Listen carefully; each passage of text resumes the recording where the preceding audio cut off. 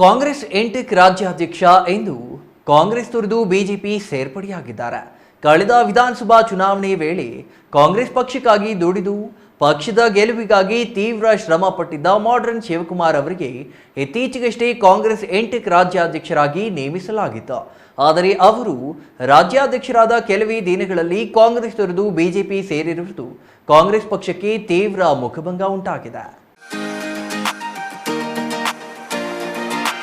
ಕಳೆದ ವಿಧಾನಸಭಾ ಚುನಾವಣೆ ವೇಳೆ ಅಭ್ಯರ್ಥಿ ಯಾರು ಎಂಬುದನ್ನು ಗಮನಿಸದೆ ಅಭ್ಯರ್ಥಿಯನ್ನ ಭೇಟಿಯೂ ಆಗದೆ ತಮ್ಮ ಶಕ್ತಿ ಮೀರಿ ಹಲವಾರು ಜನರು ಕಾಂಗ್ರೆಸ್ ಅಭ್ಯರ್ಥಿಯ ಗೆಲುವಿಗಾಗಿ ಶ್ರಮಿಸಿದ್ರ. ಅಲ್ಲದೆ ಪಕ್ಷಾತೀತ ಮತ್ತು ಜಾತ್ಯತೀತವಾಗಿ ಕಾಂಗ್ರೆಸ್ ಅಭ್ಯರ್ಥಿ ಪರ ಜನರು ಯಾವುದೇ ಆಸೆ ಇಟ್ಟುಕೊಳ್ಳದೆ ದುಡಿದ ಪರಿಣಾಮ ಆಗ ಕಾಂಗ್ರೆಸ್ ಅಭ್ಯರ್ಥಿಯಾಗಿದ್ದ ಪ್ರದೀಪ್ ಈಶ್ವರ್ ಗೆಲುವು ಸುಲಭವಾಗಿತ್ತು.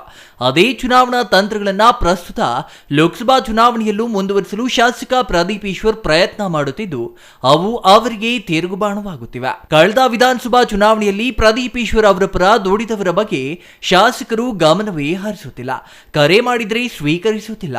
ಯಾವುದೇ ಆಸೆ ಆಮಿಷಗಳಿಗೆ ಒಳಗಾಗದೆ ದುಡಿದವರನ್ನ ಶಾಸಕರು ನಿರ್ಲಕ್ಷ್ಯ ಮಾಡುತ್ತಿದ್ದಾರೆ ಎಂಬ ಆರೋಪಗಳು ಕಾಂಗ್ರೆಸ್ ಮುಖಂಡರಿಂದಲೇ ಕೇಳಿ ಬಂದಿದ್ವು.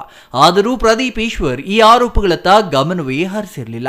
ಆದರೆ ಶಾಸಕರ ಈ ನಡವಳಿಕೆಗಳಿಂದ ರೋಸಿ ಹೋಗಿರುವ ಮುಖಂಡರು ಇದೀಗ ಕಾಂಗ್ರೆಸ್ ತೊರೆಯುವತ್ತ ಮುಖ ಮಾಡಿದ್ದು ಇವರ 8ಕ್ಕೆ ರಾಜ್ಯಾಧ್ಯಕ್ಷ ಮಾಡರ್ನ್ ಶಿವಕುಮಾರ್ ಪ್ರಮುಖರಾಗಿದ್ದಾರೆ. ಚಿಕ್ಕಬಳ್ಳಾಪುರ ಲೋಕಸಭಾ ಚುನಾವಣೆ ಘೋಷಣೆ ನಂತರ ಭಾರೀ ಕುತೂಹಲ ಮೂಡಿಸಿರುವ ರಾಜಕೀಯ ಮುಖಂಡರ ನಡೆ ಪಕ್ಷಾಂತರಗಳತ್ತ ತಿರುಗಿದ್ದು ರಾಷ್ಟ್ರೀಯ ಮಜ್ದೂರ್ ಕಾಂಗ್ರೆಸ್ ರಾಜ್ಯಾಧ್ಯಕ್ಷ, ಚಿಕ್ಕಬಳ್ಳಾಪುರ ನಗರ ಪ್ರಚಾರ ಸಮಿತಿ ಅಧ್ಯಕ್ಷ ಸ್ಥಾನಕ್ಕೆ ಮಾಡರ್ನ್ ಶಿವಕುಮಾರ್ ರಾಜೀನಾಮೆ ನೀಡಿ ಅವರ ಬೆಂಬಲಿಗರೊಂದಿಗೆ ಇಂದು ಬಿಜೆಪಿ ಸೇರ್ಪಡೆಯಾಗಿದ್ದಾರೆ. ಮಾಜಿ ಸಚಿವ ಹಾಗೂ ಹಾಲಿ ಲೋಕಸಭಾ ಮೈತ್ರಿ ಅಭ್ಯರ್ಥಿ ಡಾಕ್ಟರ್ ಕೆ ಸುಧಾಕರ್ ನಿವಾಸದಲ್ಲಿ ಈ ಸಂಬಂಧ ಅವರು ಸುದ್ದಿಗೋಷ್ಠಿ ನಡೆಸಿ ಮಾತನಾಡಿ, ಕಾಂಗ್ರೆಸ್ ನಮ್ಮನ್ನ ಟಿಶ್ಯೂ ಪೇಪರ್ ರೀತಿ ಬಳಕೆ ಮಾಡಿ ಬಿಸಾಡುವ ಯತ್ನ ಮಾಡುತ್ತಿದೆ. ಹಾಗಾಗಿ ಕಾಂಗ್ರೆಸ್ ತೊರೆದು ಬಿಜೆಪಿ ಸೇರುತ್ತಿರುವುದಾಗಿ ಹೇಳಿಕೆ ನೀಡಿದ್ದಾರೆ. ಚಿಕ್ಕಬಳ್ಳಾಪುರ ಕ್ಷೇತ್ರದ ಅಭಿವೃದ್ಧಿ ಆಗಬೇಕು ಅಂದ್ರೆ ಸುಧಾಕರ್ ಅವರು ಸಂಸದರಾಗಿ ಆಯ್ಕೆಯಾಗಬೇಕು.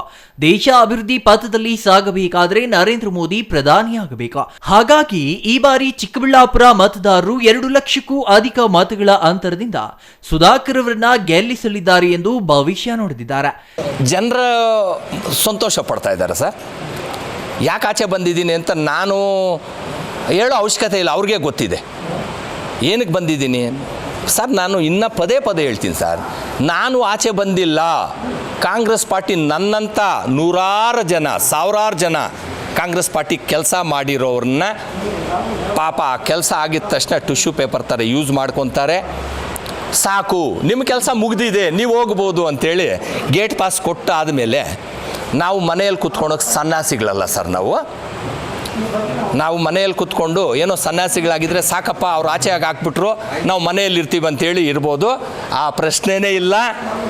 ನಾವು ಇವತ್ತೆಲ್ಲ ನಮ್ಮ ಉಸಿರಿರೋವರೆಗೂ ಹೋರಾಟಗಾರರು ಸರ್. ನಾವು ಹೋರಾಟ ಮಾಡ್ತಾನೆ ಇರ್ತೀವಿ. ಎಲ್ಲಿ ನಮ್ಮ ಶಕ್ತಿ ಯಾರಿಗೆ ಉಪಯೋಗ ಆಗ್ತದೆ ಅವ್ರಿಗೆ ನಮ್ಮ ಶಕ್ತಿ ಕೊಡ್ತೀವಿ. ಆ ಶಕ್ತಿ ಸುಮ್ಮನೆ ಅಲ್ಲ ಸರ್. 10 ಜನ ಬಡವರಿಗೆ ಒಳ್ಳೆಯದಾಗಬೇಕು, ಇಡೀ ವಿಧಾನಸಭಾ ಕ್ಷೇತ್ರಕ್ಕೆ ಒಳ್ಳೆಯದಾಗಬೇಕು, ಇಡೀ ಲೋಕಸಭಾ ಕ್ಷೇತ್ರಕ್ಕೆ ಒಳ್ಳೆಯದಾಗಬೇಕು ಅಂಥ ನಾಯಕನಿಗೆ ಕೈ ಬಲಪಡಿಸೋ ಅಂಥ ಕಾರ್ಯಕ್ರಮ ನಾವು ತಗೊಂಡಿದ್ದೀವಿ.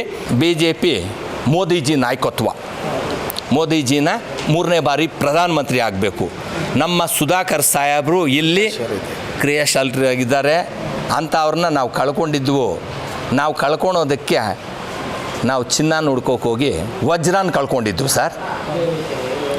ಆ ವಜ್ರದ ಬೆಲೆ ಏನು, ಚಿನ್ನದ ಬೆಲೆ ಏನು ಅಂತ ಗೊತ್ತಾಯಿತು. ಸುಧಾಕರ್ ಸಾಹೇಬ್ರನ್ನ ಗೆಲ್ಲಿಸ್ಕೊಂಡು ಬರೋದ್ರಲ್ಲಿ 2ನೇ ಮಾತಿಲ್ಲ. ಗೆಲ್ಲಿಸ್ಕೊಂಡು ಬಂದು ನಾವು ಜೂನ್ 4ನೇ ತಾರೀಕು ಗೆಲ್ಲಿಸ್ತೀವಿ. ಆವತ್ತು ಜೈಬೇರಿ ಬಾರಿಸಿ ಸುಧಾಕರ್ ಶಕ್ತಿ ಏನು, ರಾಜ್ಯದಲ್ಲಿ ಇಡೀ ದೇಶದಲ್ಲಿ ಇವತ್ತು ರಾಜ್ಯದಲ್ಲಿ ಸುಧಾಕರ್ ಸಾಹೇಬ್ರು ಏನು ಅಂತ ಪ್ರೂಡ್ ಲೀಡ್ರ್. ಇವತ್ತು ಅವರು ಕೊಟ್ಟಂಥ ಖಾತೆನ ಯಾವ ರೀತಿ ಇಡೀ ರಾಜ್ಯಕ್ಕೆ ಮಾದರಿ ಆದರು ಸರ್. ಸುಧಾಕರ್ ಸಾಹೇಬರು ಮಾದರಿ ಆಗಿದ್ದರು. ಯಾರೋ ಕೆಲವು ಕಿಡಿಗೇಡಿಗಳು ಅವ್ರ ಬಗ್ಗೆ ಕೇವಲವಾಗಿ ಮಾತನಾಡ್ಬೋದು. ಅವರ ಅಭಿವೃದ್ಧಿನ ನೋಡಲಾರ್ದೆ ಮಾತಾಡ್ತಾರೆ. ಅವರು ಮಾಡಿದಂಥ ನಾಯಕತ್ವ, ಅವರು ಮಾಡಿದಂಥ ಲೀಡರ್ಶಿಪ್ಪು ಇವತ್ತು ಕೆಲವರಿಗೆ ಹೊಟ್ಟೆ ಕಿಚ್ಚಿಗೆ ಅವ್ರ ಬಗ್ಗೆ ಕೇವಲವಾಗಿ ಮಾತಾಡ್ತಾರೆ. ಹೊಟ್ಟೆ ಕಿಚ್ಚಿಗೆ ಒಂದು ಪಾಪ ಉತ್ತರ ಕೊಡ್ತಾರೆ. ಎಲ್ಲೋ ಪಾಪ ಅವ್ರಿಗೆ ಹೆಸರು ಉಲ್ಟಾ ಹೇಳೋ ಅವಶ್ಯಕತೆ ಪಾಪ ಉಲ್ಟಾ ಆಗ್ತದೆ ಪಾಪ. ಇರಲಿ ಅವ್ರ ನಂಬಿಕೆ ಅವ್ರಿಗೆ. ಅವರು 3 ಲಕ್ಷ ಲೀಡ್ ಕೊಡ್ತಾರ. ನಮ್ಮ ಸುಧಾಕರ್ ಸಾಹೇಬರು 2.5 ಲಕ್ಷದಿಂದ ಓಟಿಂದ ಗೆಲ್ತಾರ. ಜೂನ್ 4ನೇ ತಾರೀಕು ನಮ್ಮ ಉತ್ತರ ಸಿಕ್ಕುತ್ತೆ. ನಾವು ಸುಮ್ಮನೆ ಅವರು ಏನು ಅಂತ ಕೆಲಸನ ಈಗ ನಿಮಗೆ ಗೊತ್ತಿದೆ. ಮಾತು ಕಡಿಮೆ ಮಾಡಬೇಕು, ಕೆಲಸ ಮಾಡಬೇಕು ಸರ್. ಬರೀ ಮಾತು ಹೇಳಿದ ತಕ್ಷಣ ಹೌದು ಸರ್, ಯಾರು ಸರ್ ಓಟ್ ಹಾಕೋದು? ಪ್ರದೀಪ್ ಈಶ್ವರ್ ಹಾಕ್ತಾರಾ ಜನ ಹಾಕ್ತಾರ ಹೇಳಿ ಸರ್? 3 ಲಕ್ಷ ಅವರೇ ಓಟ್ ಹಾಕ್ಬಿಡ್ತಾರ ಸರ್? ಜನ ಸರ್ ತೀರ್ಮಾನ ಮಾಡಬೇಕಾಗಿರೋದು. ಇವತ್ತು ನಾನು 2.5 ಲಕ್ಷದಿಂದ ಜನ ಓಟ್ ಹಾಕ್ತಾರೆ ಅಂತ ಹೇಳ್ತಾ ಇದ್ದೀನಿ. ಓಟ್ ಹಾಕಿ ಜನ ಆಶೀರ್ವಾದ ಮಾಡ್ತಾರೆ ಅಂತ ಹೇಳ್ತಾ ಇದ್ದೀನಿ. ನಾನು ಹಾಕ್ತೀನಿ ಅಂತ ಹೇಳಿಲ್ಲ. ನಾನು ಅದರಲ್ಲೂ ಒಬ್ಬ ನನಗೂ ಒಂದು ಓಟ್ ಪವರ್ ನನಗಿದೆ ಸರ್. ನನಗೆ 3 ಲಕ್ಷ ಓಟ್ ಪವರ್ ಇಲ್ಲ, ನನಗೊಂದೇ ಓಟ್ ಇರೋದು. ಜನ ಕೈ ಕಾಲು ಹಿಡಿದು ಸುಧಾಕರ್ ಅಭಿವೃದ್ಧಿ ಕಾರ್ಯಕ್ರಮಗಳು, ನಮ್ಮ ಮೋದಿಜಿ ಅಭಿವೃದ್ಧಿ 10 ವರ್ಷದಲ್ಲಿ ಏನು ಮಾಡಿದ್ದಾರೆ? ಇಡೀ ದೇಶ ಮೋದಿನ ಕೊಂಡಾಡ್ತಾ ಇದೆ ಸರ್ ಅವರ ಅಭಿವೃದ್ಧಿನ.